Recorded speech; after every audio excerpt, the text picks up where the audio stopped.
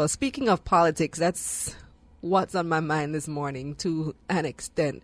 So tell me, what's the big deal about Juliet Holness's comments about her husband Andrew having a nice body? Like, people be mad. Why is that a big deal? Like, I read the papers every morning, and the whole week there have been letters to the editor complaining that she was out of order and it was inappropriate and blah, blah, blah, blah.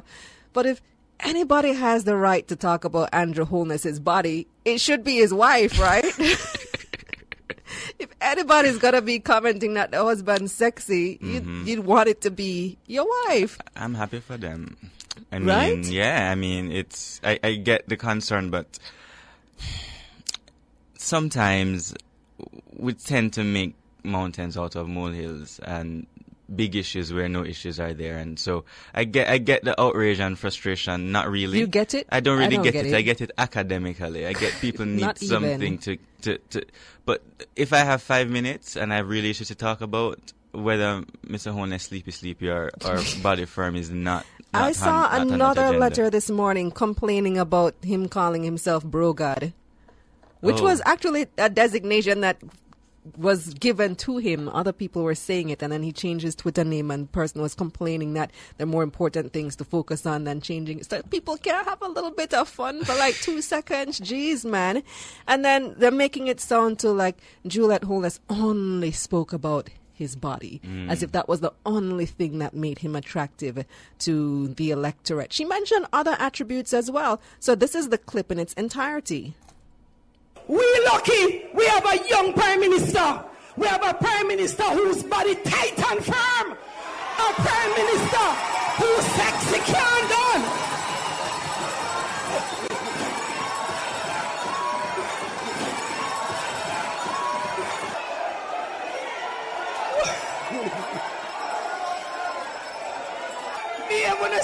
Behave on yourself.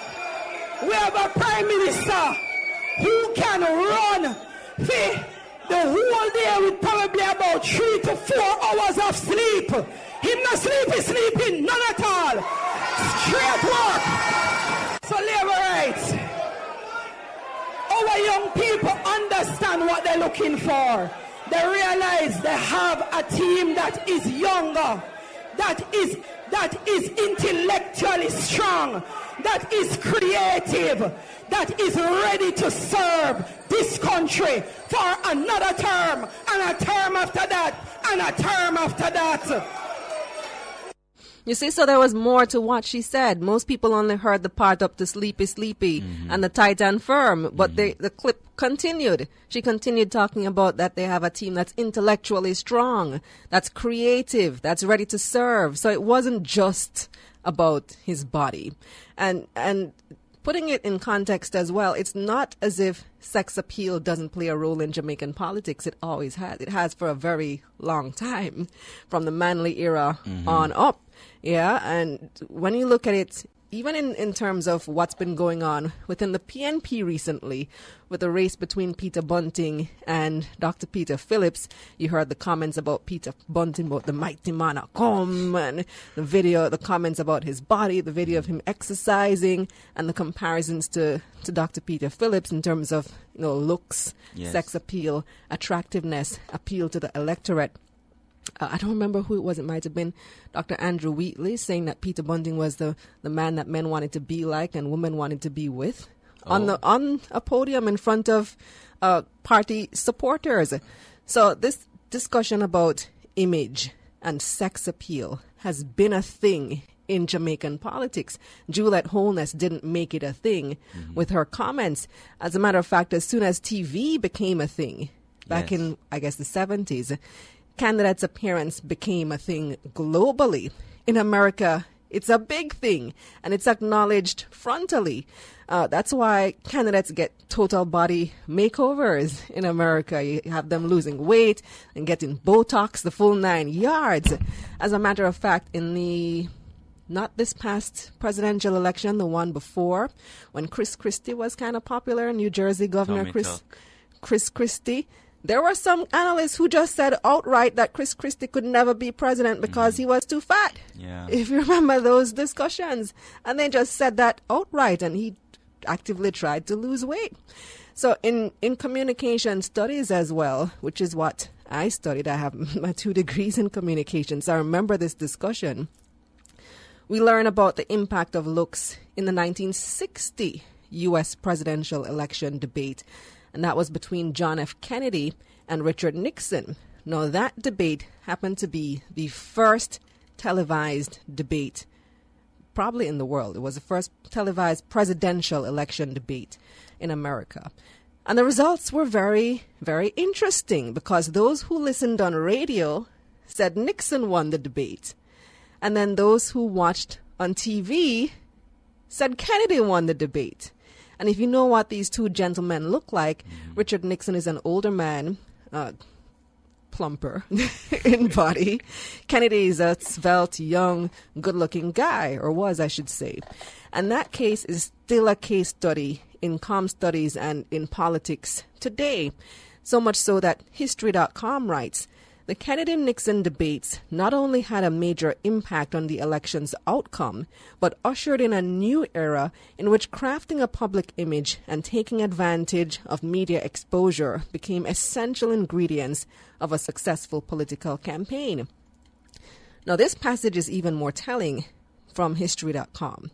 So when in discussing why people who watched on TV said Kennedy won, and people who listened on radio said Nixon won, they asked the question, what accounted for this discrepancy? And it says, for one thing, television was a relatively recent addition to America's living rooms, and politicians were still seeking the right formula for interacting with the public in this new, more intimate way. Kennedy nailed it during the great debates, staring directly into the camera as he pointed to reporters as he answered each question. Nixon, on the other hand, looked off to the side to address the various reporters, which came across as shifting his gaze to avoid eye contact with the public, a damaging blunder for a man already known derisively as Tricky Dick. The gap in the candidate's on-air presence was not just a matter of charisma, it was also one of cosmetics. Before the first debate, both men declined the services of CBS's top makeup artist, who'd been summoned from New York for the event. Bronzed and glowing from weeks of the open-air campaigning, Kennedy was more than ready for his close-up, though sources later claimed that the naturally telegenic senator still got a touch-up from his team. Nixon, on the other hand, had a pale complexion and fast-growing stubble that together lent him a perpetually grayish pallor. During an interview with Walter Cronkite 2 weeks before the debate, the vice president had confided, "I can shave within 30 seconds before I go on television and still have a beard." At his aide's urging, Nixon submitted to a coat of Lazy Shave, which is a drugstore pancake makeup he had used in the past to mask his 5 o'clock shadow. But when the candidate started sweating under the hot studio lights, the powder seemed to melt off his face, giving way to visible beads of perspiration. Oh, no. And it didn't help that Nixon had chosen a light gray suit for the occasion, which faded into the backdrop of the set and seemed to match his ashen skin tone. Okay. Reacting to the vice president's on-air appearance, Chicago Mayor Richard J. Daley reportedly said, "My God, they've embalmed him before he even died." The following day, the Chicago Daily News ran the headline, "Was Nixon sabotaged by TV makeup artists?" The vice president cleaned up his act for the next 3 debates, but the damage had been done. And we all know that Kennedy went on to marginally win that election, 49.7% to 49.5%. And the 70 million TV viewers who overwhelmingly thought Kennedy won the debate may well have tipped the scales for Kennedy. And the same holds true for Jamaica. Sex sells and image is important. And this is especially true in politics. That's just reality, and it's not even a new reality. So get over it already. That's what's on my mind.